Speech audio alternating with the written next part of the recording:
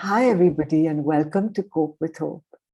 Today, I have my dearest friend Mala once again to speak to us about going to peace or going to pieces. We've all come here to live in peace, joy, happiness, and understanding. So, Mala is going to give us a little bit of her experience of peace and pieces. Thank you so much, Mala, for coming here. It just Mala seen me also go from peace to pieces and back to peace. And anyway, so yeah. Thanks, Nandinii. That is really true. I think we've both seen each other go pieces to piece. Yeah. And after we last spoke, I thought that this might be an appropriate follow-up. Yes. So, which is why I suggested the title, because I think, especially right now, I think a lot of people are going to pieces. And, it's a very tough time on the planet for everyone. Yes. And, peace gets destroyed and then we're going to pieces.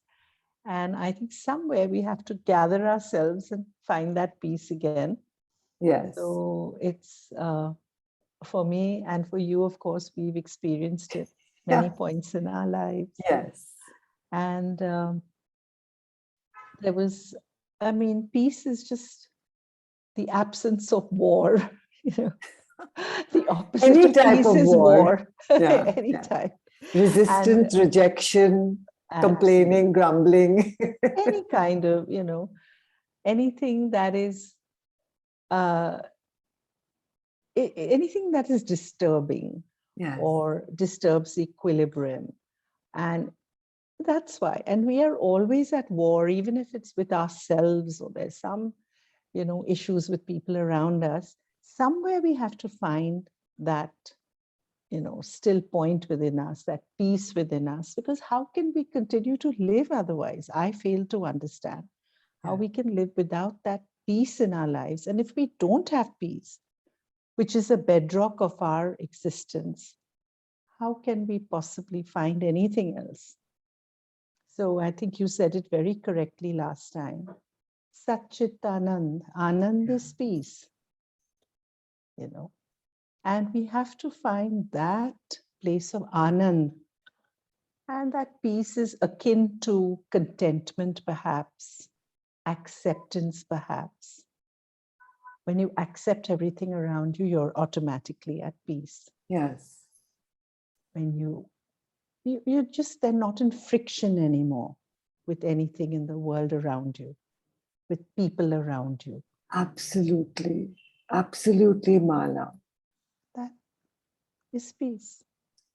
And opposite of that is where we are fragmented, where our thoughts are pulling this way, pushing that way. The past overcomes us, or something that's happening today, like the pandemic, rise in cases, something is bound to disturb us all the time.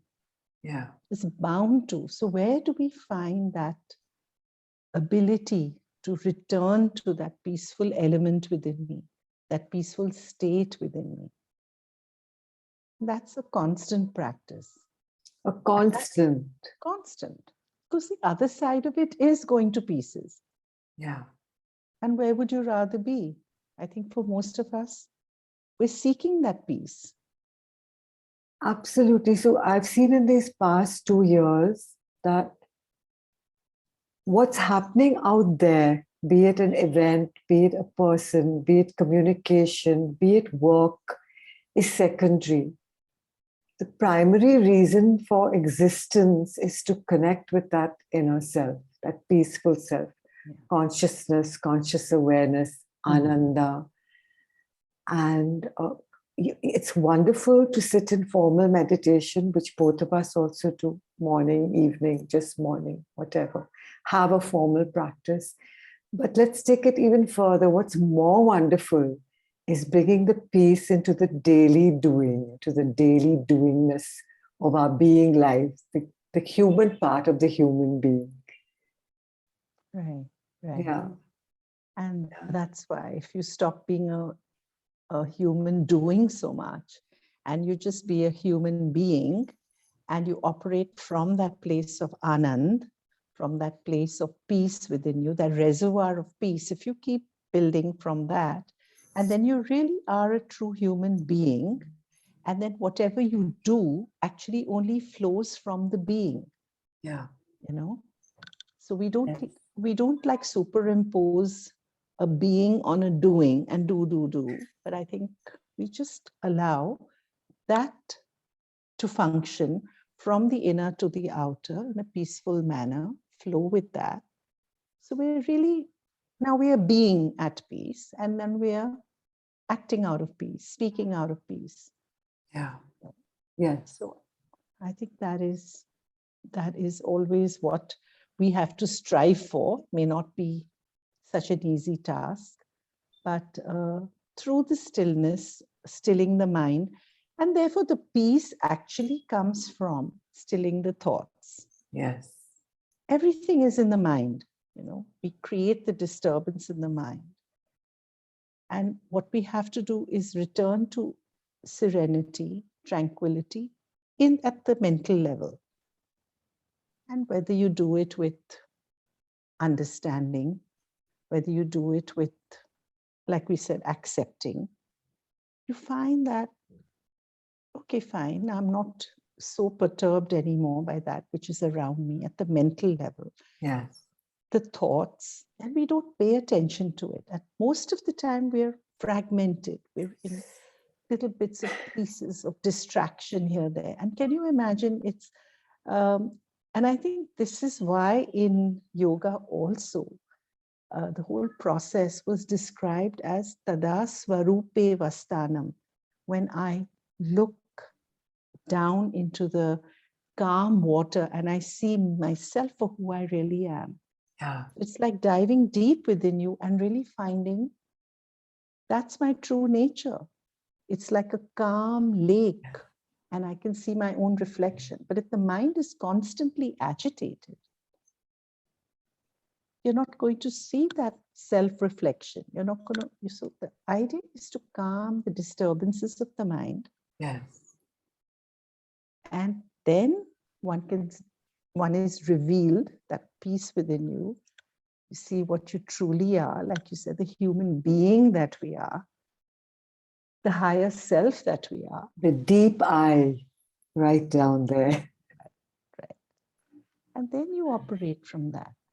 So that is the process of going from being fragmented, disturbed, calming the mental structure, the thoughts, the emotions.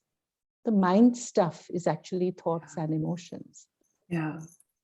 Memories, all of that, calming that, and then diving deep into that peaceful lake, and then operating from that tranquil space. Yeah. Then everything else is, a natural flow or a natural outcome of that. Yeah. The peace gets deeper, and then all the sages and saints have talked about the peace that passeth all understanding. Yeah. Oh, yes. So you're in that, whether it's a blissful state or that state of complete calmness when nothing will perturb you. So somewhere we have to get to that. Yeah.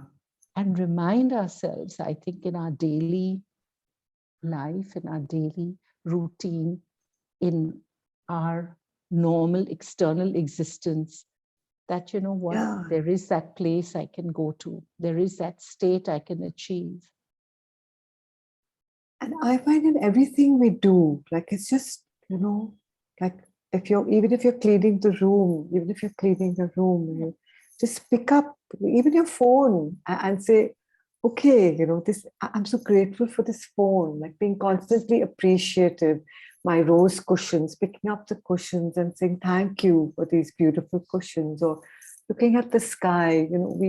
I think one has to have train oneself to that practice of appreciation and gratitude, and instilling those qualities in ourselves. Correct. Instead of worrying about, oh my God, when are they going to announce when I can have my dose, or when I can, or the neighbor's not well, or Yes.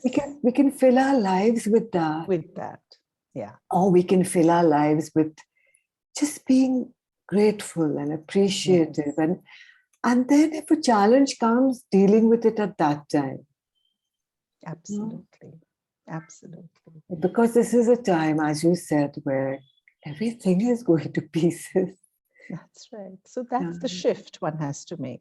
Yeah. From the chaos outside, from the disorder, from Yeah. the war, everything that's disturbing. And it's not really escaping. It is actually becoming as aware of that, but knowing that there is a reservoir of that internal tranquility, serenity that I can go to. And, again, these are only words until you actually implement it, And some people may find that that I come together, from going to pieces, come together, maybe with music. Yeah. Music brings it together for me. Like you said, maybe just looking at the sky or hugging a cushion or smelling a rose. It could be anything. Yeah. And these little things build up, little drops of tranquility, whether it's appreciation and generosity, gratitude. Those little things build up in you to create that. I can go to as going to peace rather than pieces out there. And it's just a daily practice. I used to find in the beginning, because it may not be, I think we already spoke a little bit about the breath. The breath is your greatest friend, your greatest barometer. Yes. The greatest anchor we can have, again, to plant myself in that reservoir, into that calm, tranquil lake. Yes. But beyond that, in the beginning, I used to find, because there's so much stuff swirling around, just affirmations. Yes. So I am peaceful. Yeah. I am affirmations which are in the present moment and which are very affirming. I am peaceful. Yeah. Breathing in, I am peaceful. Peace. Breathing out, there is calm. Yeah. Yes. Yeah. So one can wonderful. Combine an affirmation along with the breath. Yeah. Use the breath. The breath is disturbed. Okay, I'm going to just combine it with that. And even the words that we chant, even Om, for example. Yeah. This is, according to me, again, a very vital thing. The vibration of chanting Om immediately calms the mind. And we know that. We know that from scientific experiments, that the Om, the sound of it, the vibration, it induces other waves, a wave pattern in the brain, and calms them, So you can get to an alpha state, which is a highly alert but relaxed state with the chanting of Om. And all those other delta, theta, those disturbing waves. And look how beautiful it is. Even the brain waves, the patterns in the mind are recorded as waves. And Patanjali in his Yoga Sutra also describes, the waves which are turbulent, which can be calmed, and then you see into the glassy surface of a tranquil lake. So it's very interesting. Scientifically, it's there. At the philosophical level in yoga, it exists. So if we chant Om, and actually what I've again noticed, if it's a sub-vocal, not very loud, sort of a externalized sound. Yes. A deeper, a sub-vocal kind of a low Om, and extend the ma sound. Instantly, you will find that peace within you. I can guarantee this. For sure, I can tell you this. So connecting with the breath, then taking a deep breath. And, even the mudras help. Even these mudras, just a simple thing like this mudra like that, a jnana mudra, even something like that helps. Focuses the mind. It looks like such a tiny thing, just touching the tip of the index finger to the thumb, it closes the circuits of energy around us.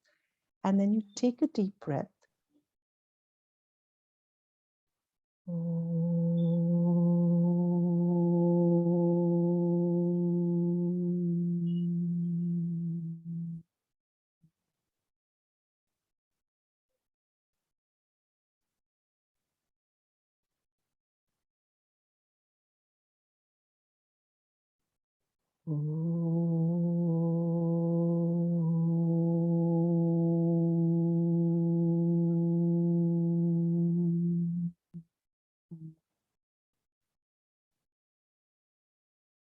And you can do this as many times as you would like to, but it's an instant peace pill.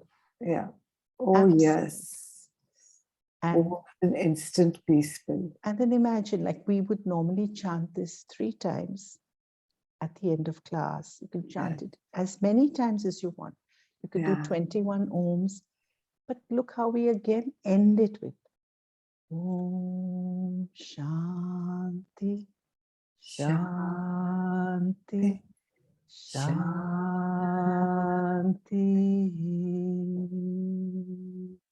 So beautiful. Again, the key word is Shanti, peace. Because without that, there's nothing. Yeah. Just such a simple practice. So add it to the prana dharana, add it to the breath awareness. Yeah. Chanting Om sub-vocally, extending the ma sound, because that is known to relax and further internalize the process, calm the mind further. And Om Shanti, Shanti, Shanti. I am peace. There is nothing but peace. It's so beautiful. Simple. I think so simple. It isn't so complicated. At all. So thank you so much, Mala. It was so beautiful. Thank you. So we'll end once more with Om and then Shanti, Shanti, Shanti. Okay. Yeah, just one Om. Okay, you chant and we just... No, you chant with me. Take a deep breath. We'll chant together, Nandinii.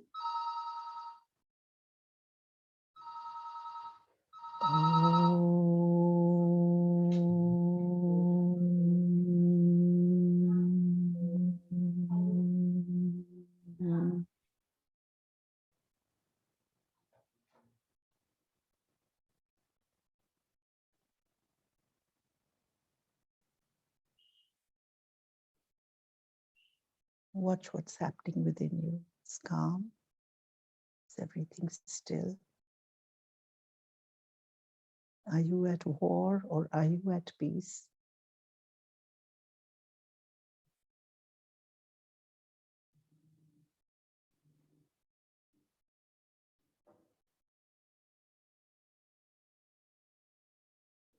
Taking another deep breath and chanting together. Om Shanti, Shanti, Shanti.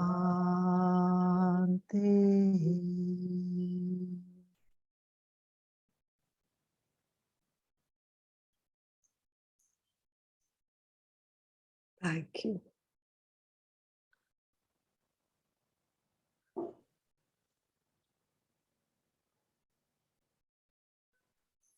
May all know peace.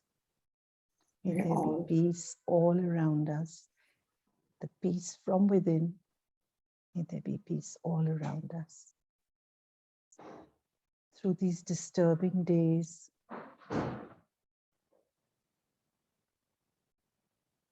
may my mind be tranquil. May it be peaceful.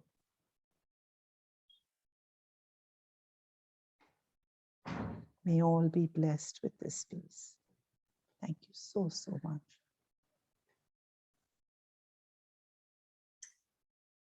Thank you. And of From course, my the peace heart has to to be your in heart. our heart. Thank you. From our hearts to all hearts. Yes. May all find peace.